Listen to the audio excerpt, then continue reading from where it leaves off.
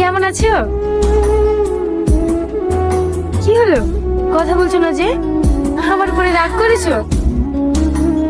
তো রাগ করবো না, আমি 1 ঘন্টা ধরে বসে আছি। তোমার আসতে এত লেট হলো কেন?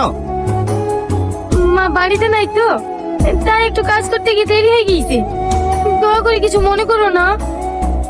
আমি বিদেশ থেকে 3 বছর পর বাড়ি ফিরলাম। বাড়ি এসে যে তোমার সাথে দেখা করবো সে সুযোগটুকু তুমি দিছো না। কি হয়েছে গো, তুমি দেখা করতে চাচ্ছ না কেন? কেন তুমি জানো না জমিদার বাবু নিয়ম কানুন? আমি যদি তোমার সাথে দেখা করতে আসি, জমিদার বাবু তোমাকে শেষ করে দেবে। আমি তোমাকে হারাতে চাইনি গো। ধর পাগলি, ওসব জমিদার নিয়মটা আমি মানিনি। আমি তোমাকে ভালোবাসি, তোমাকে বিয়ে করবো, এটা আমার শেষ কথা। তুমি বুঝতে পারছো না কেন? কালকে আমি দেখে আসলাম, আমার চোখের সামনে জমিদার বাবুর লোকজন একটা ছেলেকে নৃশংসভাবে মেরে দিল। সালমা, সালমা! মা, এই জানোয়ার, তুই কালকে 1000 বার করে নিষেধ করলাম তোর সাথে না মিশতে, তুই আজকে আবার দেখা করতে চলে এসেছিস। চাচা, আপনি এরকম কথা বলছেন কেন? দেখো বাপ, আমি তোমার ভালো চাই। তুমি অনেক কষ্ট করে পড়াশোনা করেছো, তুমি জনগণের সেবা করো। আমি চাই না আমার মেয়ের জন্য তোমার জীবনটা নষ্ট হয়ে যাক। এই সালমা, বাড়ি আয়। আর শোনো, আজকের পর থেকে তুমি আমার মেয়ের সাথে খবরদার মেশার চেষ্টা করবে না। জমিদার বাবু, এই দেখেন ডাক্তার সঙ্গে করে নিয়ে এসছি। এ বলে আপনার মেয়েকে ভালো করতে পারবে। অনেক ডাক্তারই তো দেখলো, কেউ আমার মেয়েকে ভালো করতে পারলো না। তুমিও দেখো আমার মেয়েকে ভালো করতে পারো কিনা। আপনি কোনো চিন্তা করবেন না জমিদার বাবু, আপনি শুধু দোয়া করুন যেন আপনার মেয়েকে আমি সুস্থ করে তুলতে পারি। আমি প্রাণ খুলে দোয়া করছি, তুমি আমার মেয়েকে সুস্থ করে তোলো। তুমি যা চাবা তাই দেবো। আরে না না জমিদার বাবু, এ আপনি কি বলছেন? এটা আমার কর্তব্য। আপনার মেয়ে কোথায় আছে? এই বিশু, ডাক্তারকে বুড়ির কাছে নিয়ে যা। শ্রাবণী, এদিকে তোমার জন্য একটা ভালো ডাক্তার নিয়ে এসছি।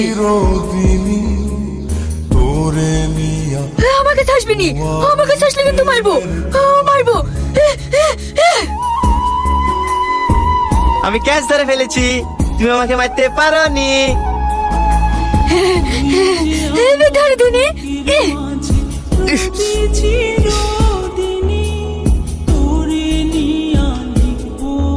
তোমার লেগেছে, আমি তোমাকে কোনোদিন মারবো না। না না, আমার লাগেনি, এমনি মজা করলাম। তুমি আমার বন্ধু হবে? হ্যাঁ হবো। তুমি আমার সাথে কিতকিত খেলা খেলবা? হ্যাঁ খেলবো। তাহলে আমার সাথে আসো। কি ব্যাপার, তুমি চা নিয়ে এসছো? বিশু কোথায়? ও নেই, হয়তো কোনো কাজে বাইরে গিয়েছে, তাই আমি নিয়ে আসলাম। সত্যি তুমি আমাদের দুজনের যেভাবে খেয়াল রাখো, এই বাড়িতে আমাদের কেউ খেয়াল রাখে না। আরে না না জমিদার বাবু, এ আপনি কি বলছেন? আপনি হলেন এই বাড়ির গুরুজন ব্যক্তি, আপনার খেয়াল রাখবো না তো কার খেয়াল রাখবো? তাহলে আমি আসি জমিদার বাবু। জমিদার বাবু। হ্যাঁ ডাক্তার বাবু, কিছু বলছো? আপনার মেয়ে এখন পুরোপুরি সুস্থ। কি বলছো ডাক্তার বাবু? তাহলে চলো দিনে দেখি।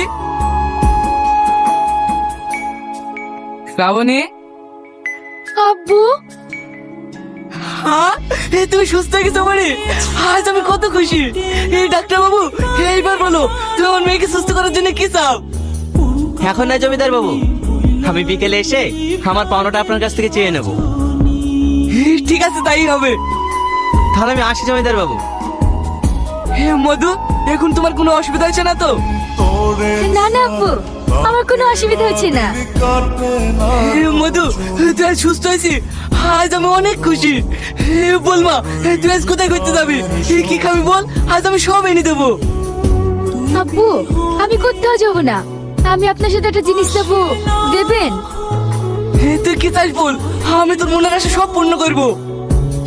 আব্বু, আমি ওই ডাক্তারকে ভালোবেসে ফেলেছি, আমি ওকে বিয়ে করতে চাই। এ তো খুব খুশির কথা, আমিও এটাই ভেবেছিলাম। ডাক্তার বাবু আসুক, আজকে বিয়ের কথা বলবো।